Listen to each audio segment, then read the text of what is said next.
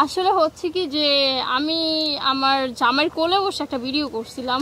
মানে হয় কি যে আমার জামাই কিন্তু আমাকে অনেক ভালোবাসে, যার কারণে হচ্ছে আমাকে ভালোবেসে আদর করে কোলে নেয়। তো আমি ভাবলাম যে যেহেতু আমাদের ভিতরে এত সুন্দর একটা মুহূর্ত, আমরা এটা কেননা সোশ্যাল মিডিয়ায় হচ্ছে শেয়ার করি, তাহলে মানুষ আমাদের থেকে ভালোবাসা জিনিসটা কি এটা শিখবে, আর ভালোবেসে যে বউকে কোলে নিতে হয় সেটাও মানুষ শিখবে। তো একটা ভিডিও আপলোড করেছিলাম, বাট সবাই ওটাকে নেগেটিভভাবে দেখছে। বাট এটা নেগেটিভভাবে দেখার কি আছে আমি জানি না, বাট আমি একটা কথাই বলবো যে এটাকে পজিটিভলি দেখেন। কারণ দেখেন, ছোটোবেলা যখন আমরা বাবা মার ঘর থেকে হয়েছি, তখন আমাদের কে কোলে নিত? বাবা মাই কোলে নিত। ইভেন হচ্ছে আমরা বড় হওয়া অবধি কিন্তু আমাদের বাবা মা আমাদেরকে কোলে নিত। কারণ কান্না করলে কোলে নিত, তারপর যখন বেশি দুষ্টুমি করতাম তখন কোলে নিত। তো এই সেম জিনিসটা হচ্ছে আমার হাজব্যান্ডের ক্ষেত্রেও হয়। সেও যখন আমি কান্নাকাটি করি, বেশি দুষ্টুমি করি, তখন আমার হাজব্যান্ডও আমাকে কোলে নেয়। ছোটোবেলা হচ্ছে বাবা মার কোলে বসেছি, এখন হাজব্যান্ডের কোলে বসবো, এটাই তো স্বাভাবিক, তাই না? তো আমার মনে হয় না যে এটা নেগেটিভ। পার্থক্য হচ্ছে বাবা মার কোলে যখন বসতাম তখন বাবা মা হেঁটে হেঁটে দোকানে নিয়ে যাইতো যে কি খাবা, তখন চিপস দেখাই দিতাম, জুস দেখাই দিতাম। আর এখন যখন জামাই কোলে নেয় তখন জামাই বলে যে কান্না করো না, বলো তোমার কি লাগবে। তখন বলি যে শাড়ি লাগবে, চিপস লাগবে, এটা লাগবে, সেটা লাগবে, তখন জামাই এটা কিনে দেয়।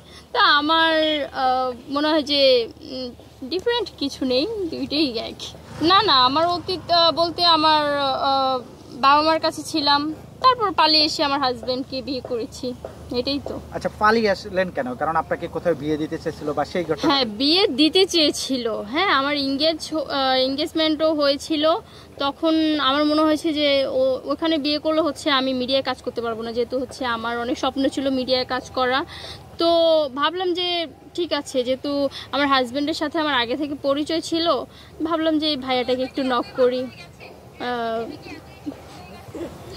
তো আমি বললাম যে ঠিক আছে, ভাইয়াটাকে একটু নক করি, দেখি আমাকে নায়িকা বানাইতে পারে কিনা। কারণ তখন অনেক ছোট ছিলাম, মানে কিছুই বুঝতাম না।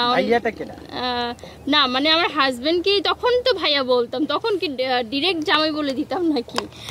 তো ওকে হচ্ছে নক দিয়েছি যে এরকম এরকম আমার তো বিয়ে ঠিক হয়েছে, তুমি আমাকে, আমি পালিয়ে চলে আসতেছি, তুমি আমাকে একটা কিছু করো, নায়িকা বানায় দাও। পরেও বলতেছে ঠিক আছে, নায়িকা কেন বানাবো, আগে তুমি আমাকে বিয়ে করো, তারপর আস্তে আস্তে দেখা যাবে, তারপর নায়িকা বানাবো, সমস্যা নেই, তোমাকে কি বলে সুযোগ করে দিব একটা। তো আমি ভাবলাম যে ঠিক আছে, তাহলে তো আরও বেশি ভালো, হ্যাঁ আমি তোমাকে বিয়ে করতে রাজি আছি।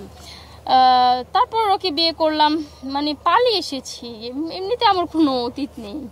না, এই যে বিয়ে করলেন, নায়িকা বানালেন, বা আপনার হাজবেন্ড কি নায়িকা বানানোর কি কারিগর নাকি? না না, কারিগর না। তখন বললাম না যে মিডিয়ার কাউকে চিনতাম না, আমি তো মিডিয়ার ছিলাম না, আমি ছিলাম হচ্ছে নারায়ণগঞ্জ, ঘরের ভিতরে হচ্ছে সারাক্ষণ বন্দি থাকতাম। তো আম্মু ফোনও ইউজ করতে দিত না। একটু সুযোগ পাইতাম প্লে স্টোর থেকে হচ্ছে, তখন তো প্লে স্টোর ছিল, প্লে স্টোর থেকে হচ্ছে ডাউনলোড করতাম, আবার মেসেজে কথা বলা শেষ হয়ে যেত, আবার ডিলিট করে দিতাম। তো এরকম এরকম করতে করতে হচ্ছে তাকে আমি ফ্রেন্ড রিকোয়েস্ট পাঠাই। যে তখন বলতাম যে কি এ হচ্ছে এর সাথে ছবি তুলছে, সিয়ামের সাথে ছবি তুলছে, অপু বিশ্বাসের সাথে। তখন তো মাথায় নষ্ট হয়ে যাইতো যে কি রে ভাই, ওর তো অনেক বড় সেলিব্রিটি, তাহলে একটা কাজ করু, ওইখানে চলে যায়, তাহলে আমারও নায়িকা বানাই দিবে শাকিব খানে। তো হচ্ছে এটা আমি তারপর ওকে ফ্রেন্ড রিকোয়েস্ট পাঠাই, একদম ওই দিনই ও হচ্ছে ফ্রেন্ড রিকোয়েস্ট অ্যাকসেপ্ট করে ফেলে। আমাদের ওই দিনই কথা হয় যে ভাইয়া এরকম এরকম, আমি তো নায়িকা হতে চাই, আমাকে একটু হেল্প করা যাবে, তাহলে হয় কি যে আমার জন্য ভালো হয়। কারণ আমার আম্মু, পরে ও বলতেছিল যে ঠিক আছে নায়িকা হবা, তোমার আব্বু আম্মু ওদেরকে বলো যে কি করার পরে যোগাযোগ করো। তারপর আমি বললাম যে না ভাইয়া, আব্বু আম্মু মেনে নিবে না, আব্বু আম্মু পছন্দ করে না মিডিয়ায় কাজ করাটা, কারণ আমাদের ফ্যামিলি হচ্ছে এই লাইনটা পছন্দ করে না। একবার বলেছিলাম যে শুটিং করব, আমার খালা বলে বেশি বড় হয়ে গেছে, শুটিং কারে বলে তুমি জানো? এই কথা শোনার পর থেকে ওদের কাছে আর কিছুই বলি নাই আমি। তো যা করতেছিলাম চুপি চুপি করতেছিলাম, ওর সাথে এর মধ্যে আমার প্রেম হয়ে যায়। এর মধ্যে হচ্ছে প্রেম করার সুযোগ পাইনি, ও আমাকে হচ্ছে ডিরেক্ট বিয়ের অফার দিয়ে দেয়। তো বিয়ের অফার দেওয়ার পরে আমি রাজি হয়ে যাই, কারণ আমার স্বপ্ন পূরণ হতে যাচ্ছে, আমি করব না। তখন তার অত কিছু মাথায় ছিল না, তখন হচ্ছে ওকে বিয়ে করে ফেলি, যেহেতু আমারও ওকে একটু ভালো লেগে গেছিলো, ওরও আমাকে একটু ভালো লেগে গেছিলো, তখন হচ্ছে দুজনকে বিয়ে করে ফেলি। ইভেন হচ্ছে বাসা থেকে পালিয়ে এসেই বিয়ে করি। তো এতটুকুই আমার জীবনে। স্বামীর কোলে বসে কি কি এ পর্যন্ত আদায় করেছে? স্বামীর কোলে বসে হচ্ছে আমি তো হচ্ছে খেতে অনেক পছন্দ করি, তো বেশিরভাগ আদায় করেছি হচ্ছে খাবার। আমাকে বলছে কি যে কি লাগবে, মানে যখন আমি খুব বেশি রাগ করি তখন ও কি করে যে ও এই রেস্টুরেন্টের নাম বলে যে তোমাকে এখানে খাওয়াতে নিয়ে যাব, তখন আমার আগে যা রাগ ছিল সব ধুয়ে একদম পানি হয়ে যায়, কারণ আমি খেতে খুবই পছন্দ করি। আর কোলে নিয়ে হচ্ছে জিজ্ঞেস করবে বলো কি লাগবে, বলে বেশি কিছু লাগবে না, আমাকে বুফে খাওয়াতে নিয়ে গেলেই হবে, ব্যাস এতটুকু কথা বললেই হলো।